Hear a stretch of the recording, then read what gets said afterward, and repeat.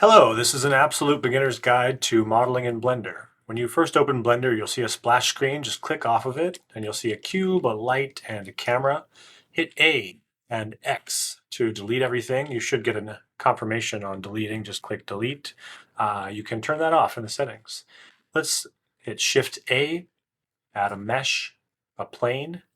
We want to hit N, and right away I can see that I want to set my units to imperial. If you like metric, you can stay here, or you can come over here to units and go to imperial. And for an item like a chair size, I like to do inches. So our plane here is 78. So the menu where you hit N, dimensions, let's make it 24 inches square, and Z will be 0 because it's just a plane. This is object mode, and you can move objects around by tapping G. You can also tap a specific axis like Z or X or Y. I hit escape. And then to change an object, you're going to want to go into edit mode. So you can do that up here, or you can hit tab to go into edit mode, and you can see the vertices and the edges and the face right there. And you can change that by hitting 1, 2, or 3, or go up here and hit vertex, edge, or face. I'm going to select this face and hit E for extrude and type in 1.5. Enter.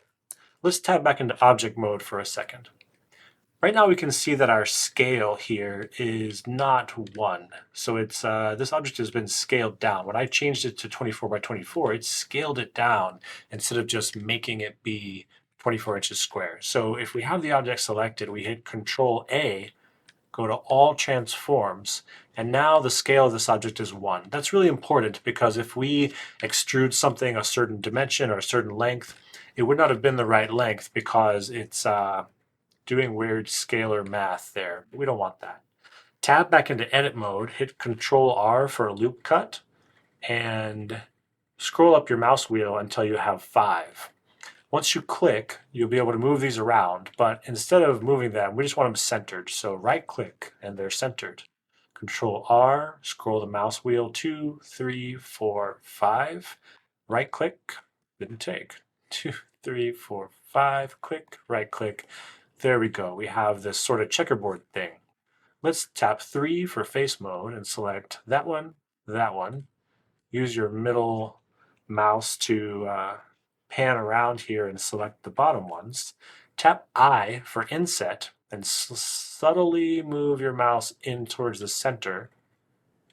There we go. Now we're going to type Alt-E, extrude faces along normals. You move your mouse a little bit and they extrude, and that looks like a chair. Let's type 18 and get 18 inches. Now we sort of have a chair. Type 2 for edges, Shift and box select to get edges. Get back here and select the rest of them. Control B for bevel and scroll your mouse wheel to get a little bit more detail there. Why not? That looks pretty good. Now we can Control R this one, Control R this one, 2 Alt. We have that selected, and hold Shift as well for that one to be selected. GG will slide these, and Control B will bevel them. But I had a higher level of segments for my last bevel, so I scroll my mouse wheel down to get a simple bevel. I select these faces, Shift select to get more, I for inset, F3, bridge, enter. Now they're bridged, and now we have a funky little chair. I want to change this chair. I don't like how stubby it looks. The legs look good, but the top looks short. Let's go up here, wireframe, solid, material, rendered. Let's go to wireframe so we can select through, box select, GZ. We can make our chair a bit taller like that, and let's go back to solid mode. Control R here, 2, 3, 4, 5, 6, 7, 8, 9. An even number will give you a center one. This is proportional editing up here. You click that and type G, Y. this circle affects the area of effect. And so if you scroll it down so that you're only affecting the seat back, then you can do something cool like that. This little thing right here selects how it moves. So let's do sort of that. There we go. You can do all kinds of interesting things here. Scale Z will scale your selection, and with proportional editing turned on, it'll scale it all. Let's call it good like that. Let's do a couple more loop cuts here. Control Z goes back. There we go. Alt Shift selects more loop cuts. Control B for bevel. There we go. Three. We can inset all of these actually. Inset, scale Y, turn off proportional editing with O, scale Y. Great. Now you can't bridge all of these at once. You can only bridge two together. So F3, bridge, F3, bridge, Control R, 2, 3, 4, 5, 6, 7, 2, 3, 4, 5, 6, 7. Great. Alt to select a loop, Alt Shift to select another one, GY.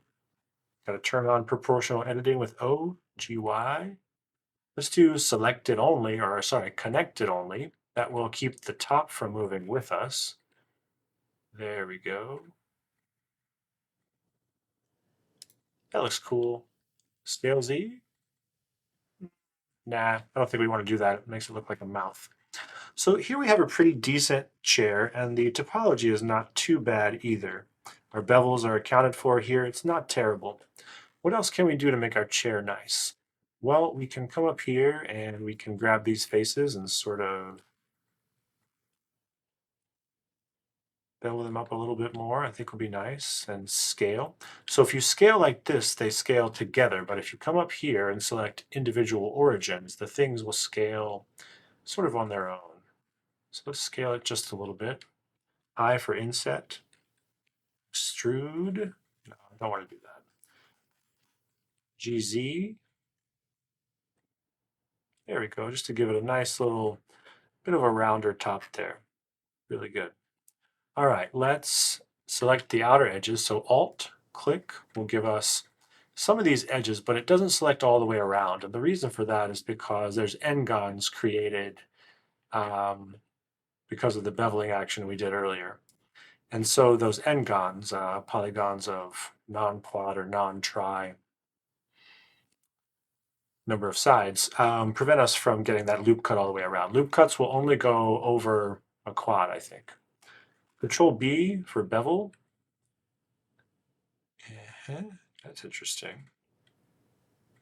You can see that we're getting a really random error. Let's actually let it happen and select it. That's very, very strange. For some reason, this vertex has become disconnected from this vertex. It should have moved together. So I'll hit Control Z to go back.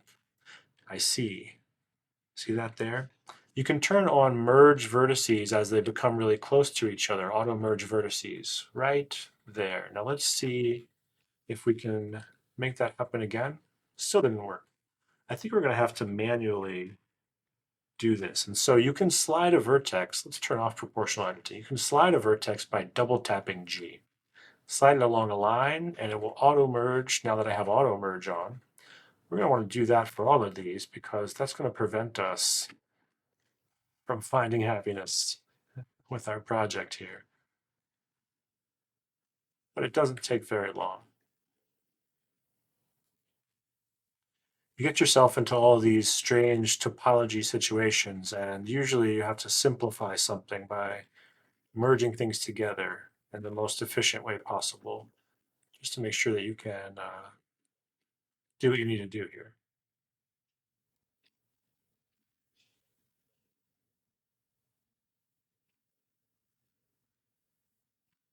All right, that should do it this time. It does. Very nice. I'll scroll up the mouse wheel just to get one more segment on that bevel.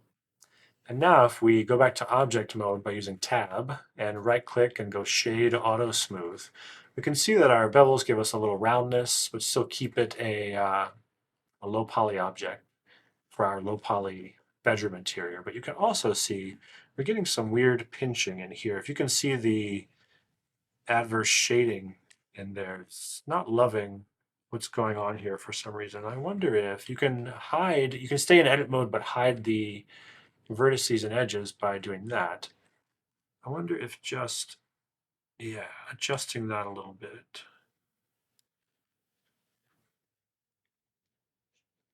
makes it better. It seems to. I moved that one vertex up just a tiny bit. Are we getting that problem over here? A little bit. I think we better do it over here as well.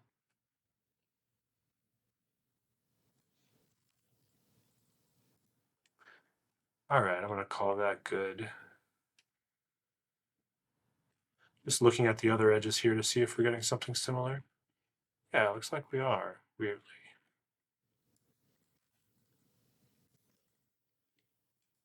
We never know. You never know what you're going to get. Okay, great. So this chair is pretty decent. Bottom looks good. So we need to UV unwrap this chair because we want to put a texture on it. Now we could get lucky and just stick a texture on the chair, and Blender would probably smart UV unwrap it pretty well. But since this is our first model, we may as well learn how to place edges. So if you were going to take a chair like this and wrap it up as a present with wrapping paper, but you wanted to wrap it very, very flat, you didn't want to put it in a box, you'd have to go around and figure out exactly what your process was going to be for that.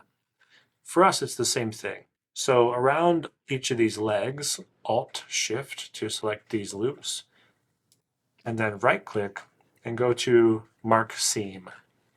And we'll just mark everywhere that a texture could reasonably, or even very slightly unreasonably, be expected to have a break in its continuousness. Mark Seam, great. And that'll be anywhere that two pieces of wood will come together, but also in surreptitious places that won't be very noticeable. Because the texture will have to wrap around this piece here, for instance. So we'll go ahead and mark seam back here where people are unlikely to be looking directly at it, or you're not going to very likely put a screenshot. And then, let's see, we don't need this one. So we can clear seam on that. This one as well. And for each of these pieces, we're going to want to do that as well. So back here probably is the place where people will be least likely to look at the thing. I'm going to select these two vertices and hit J for join, so I can sort of pull this action.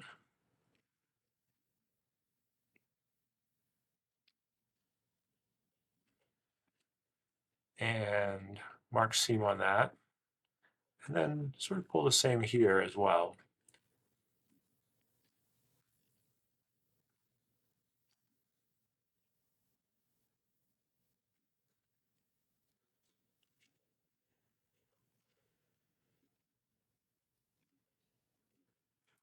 Yeah, this one we don't probably need. Seam. And we're going to want to continue that down the leg, which is going to be much less looked at than, it's very strange,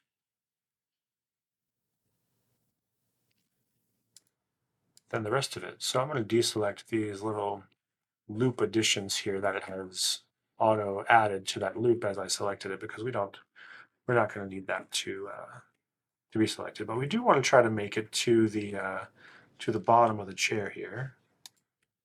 Mark seam.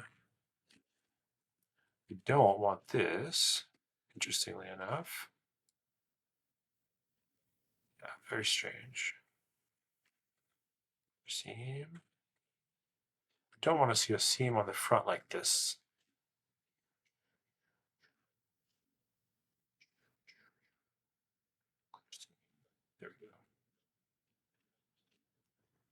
we want to make this relatively contiguous.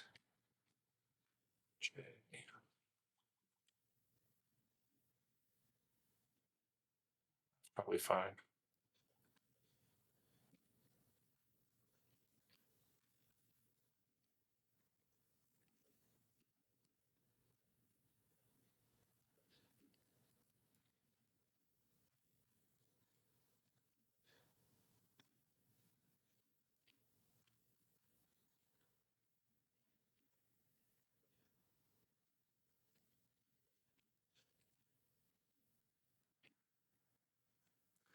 All right. Okay, what else should we do? Oh, these for sure.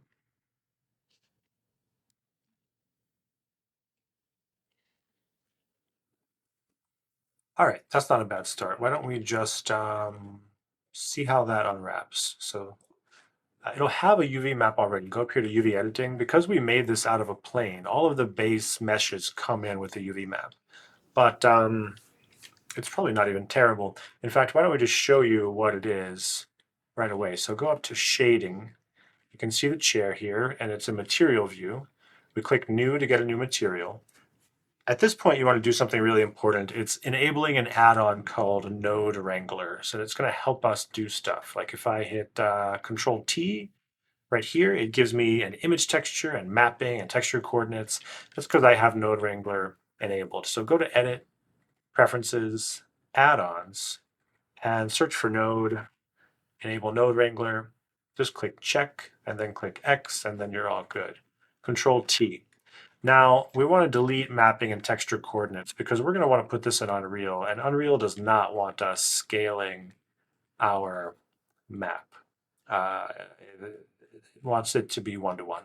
It would be better. You could set it up to scale in Unreal as well, but it's not going to accept Blender's scaling nodes into its material setup.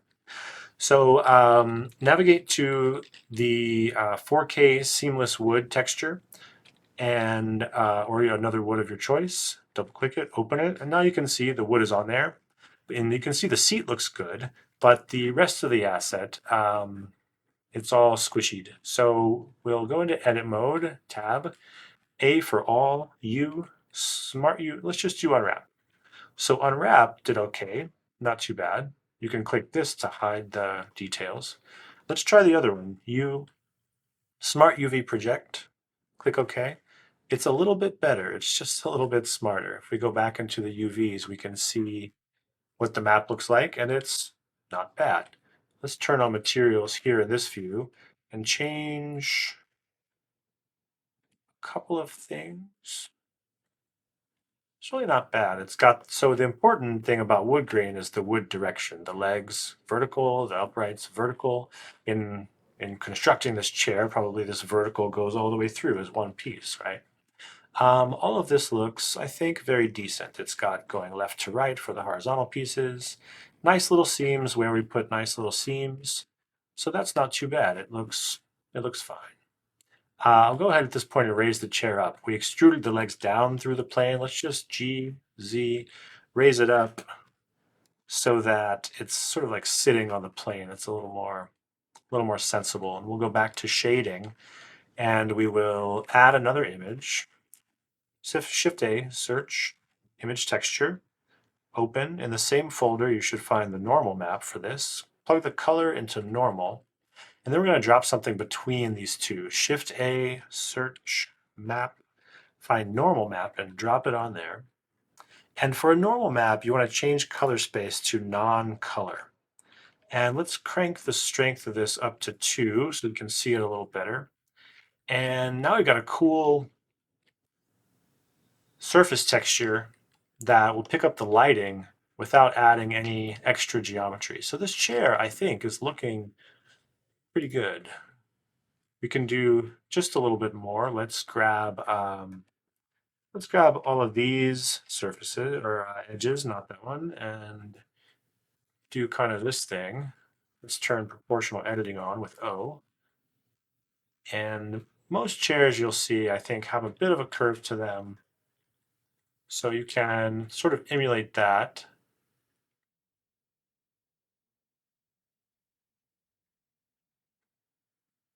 A little bit. There we go. So pretty cool, kind of chunky, but nice, relatively low poly chair. I mean, how many polys could this thing be? Statistics are somewhere up here. There we go. It's 915 faces, which is not exactly low poly, but well, computers are good these days. So cool. That looks great. How about we bevel this guy? You don't want to do too much modeling after you already did your UV unwrap. So I think at this point we'll just stop. And there it is. That is a chair. Scale is still 1. It's looking good. And we could export this. So File, Export, FBX. Here's the export options. You want to click Selected Objects so you're not getting cameras and lights and all kinds of other things like that. Scale is 1. Unreal will take care of the Z up, X forward thing for us. Let's call it SM for static mesh chair. And I'll just put it on the desktop for now. In geometry, you want to go to face instead of normals only. That'll prevent the harmless but annoying error about smoothing data in Unreal. And then just export FBX. All right, here we are in Unreal. Let's see if we can add our chair in. So add, import to game, SM chair, build nanite, no collision, create new materials, import all. It takes a few minutes for Unreal to import an asset, and it'll appear frozen as long as it's thinking about it. But as long as you just wait, it probably should import it in a few minutes. All right, here we are in Unreal. We've imported the chair, and you can search for it here in the content drawer. When you find it, you can just click and drag it in, and you can see how it fits nicely into our scene here in Keepsake, my children's TV show Town. It's just that simple to create an asset and UV it, texture it, and bring it into a scene. We'll go over more of how to use Unreal Engine in another lesson, but for your first 3D model, here is a great little chair.